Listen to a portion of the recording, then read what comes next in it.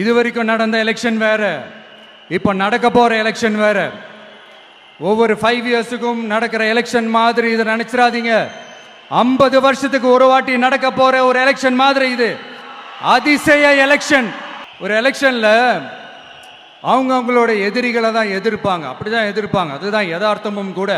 ஆனா இந்த எலெக்ஷன்ல தான் ஒட்டுமொத்தமா எல்லாருமா சேர்ந்து ஒருத்தனை எதிர்க்கிறாங்க. ஒட்டுமொத்தமா எல்லாருமா சேர்ந்து இந்த விஜயை எதிர்க்கிறாங்க. ஏன்னா இந்த விஜய் ஊழலை எதிர்க்கிறான், லஞ்சத்தை எதிர்க்கிறான், மக்களோட மக்களா நிக்கிறான். அந்த மக்கள் அவன் கூட நிக்கிறாங்க. அந்த காண்டு தான் ஒட்டுமொத்தமா எல்லாருமா சேர்ந்து ஒருத்தனை எதிர்க்க காரணம்.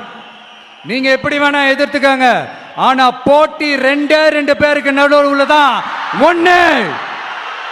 இன்னொன்னு, இந்த எலெக்ஷன் டேல மேக்சிமம் என்ன பண்ணுவீங்க? போவீங்க, ஓட்டு போடுவீங்க, வருவீங்க, அவ்வளவுதான் உங்களுடைய பார்ட்டிசிபேஷன். ஆனா இந்த எலெக்ஷன்ல நீங்க பங்கெடுத்துக்க போறீங்க. எஸ், உங்க வீட்டில் இருக்கிற ஒரு விஜய் தான், உங்க வீட்டில் இருக்கிற ஒரு விஜய் தான் வேட்பாளரா நிக்க போறாங்க. உங்க வீட்டில் நிக்கிற ஒரு வேட்பாளர்னா அப்போ உங்க வீட்டில் இருக்கிற மற்றவங்க எல்லாருமே வாக்காளர்கள் தானே.